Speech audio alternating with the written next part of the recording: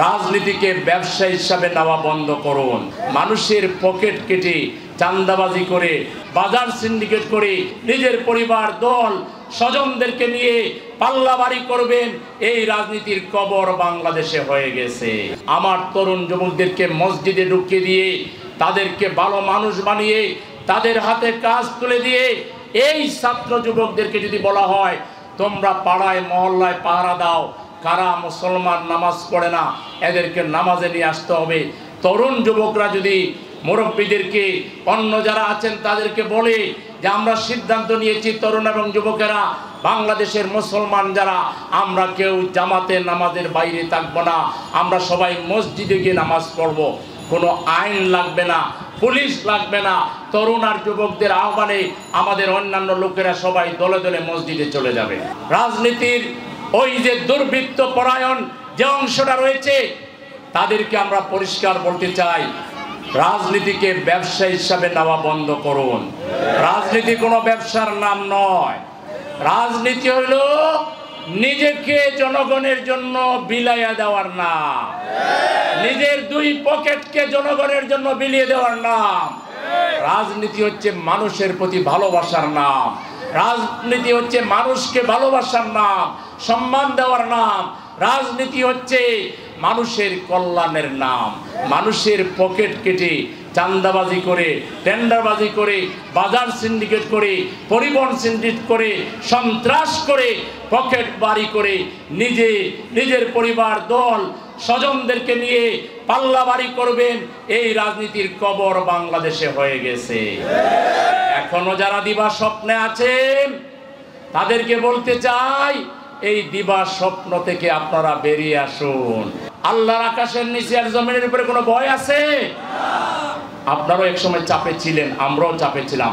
আমরা চাপ অগ্রাহ্য করে রাজপথে ছিলাম, লড়াই করেছি, প্রতিটা অন্যায়ের প্রতিবাদ করেছি। এক সেকেন্ডের তরেও বাতিলের কাছে অন্যায়ের কাছে আমরা আপোষ করি নাই।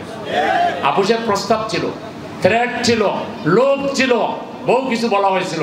আমরা এক আল্লাহর উপর ঈমান এনেছি, হয় আল্লাহর পথে শহীদ হব আর না হয় গাজী হয়ে বাংলাকে মুক্ত করে আমরা ইনসাফের বাংলায় পরিণত করব। এই সরকার কি বৈষম্য দূর করে সব দাবি পূরণ করার জন্য আসছে? এই সরকার আসছে হলো একটা নিরপেক্ষ নির্বাচনের ব্যবস্থা করে যাতে আমরা যে ভোটের অধিকার হারিয়েছি ওটা ফিরিয়ে দিতে পারি। এই জন্য তো তাদেরকে কাজের সুযোগ দিতে হবে, সংস্কারের জন্য তাদেরকে সহযোগিতা করতে হবে, তা না করে উল্টা রাস্তায় আন্দোলন। আমরা এই সরকারকে বলবো, আমরা বৈষম্য বিরোধী ছাত্র জনতা আপনাদের সাথে আছি, আপনারা আরো শক্ত হন, আরো কঠোর হন। আমরা আন্দোলনকারী ভাইদেরকে বলবো, আপনারা আমাদের দেশের নাগরিক, আল্লাহর ওয়াস্তে এনআরকে ক্রিয়েট করে দেশে আপনারা কোনো ধরনের কোনো বিশৃঙ্খলা করার চেষ্টা করবেন না।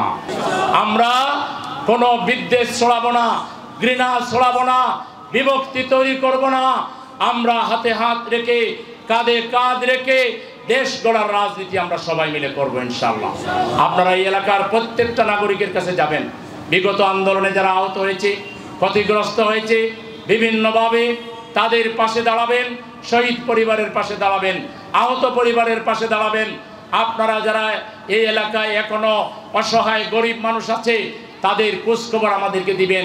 আমরা আমাদের কর্জে হাসানা ফান্ড থেকে, আত্মকর্মসংস্থান ফান্ড থেকে, আমরা আমাদের পুনর্বাসন কর্মসূচি থেকে তাদেরকে সহযোগিতা করে তাদেরকে দাঁড় করাইয়া দেব আমরা ইনশাআল্লাহ। আমরা খালি ক্ষমতায় গেলেই করব না, ক্ষমতার বাইরে আমরা বহু কিছু করেছি। আমরা বিভিন্ন ব্যাংক, বীমা, অর্থনৈতিক প্রতিষ্ঠান করেছি, শিক্ষা প্রতিষ্ঠান করেছি, সামাজিক প্রতিষ্ঠান করেছি। এর মধ্য দিয়ে বাংলাদেশের রাজনীতিতে, অর্থনীতিতে আমরা বড় ধরনের ভূমিকা পালন করে আসছি এবং আরো পালন করব ইনশাআল্লাহ।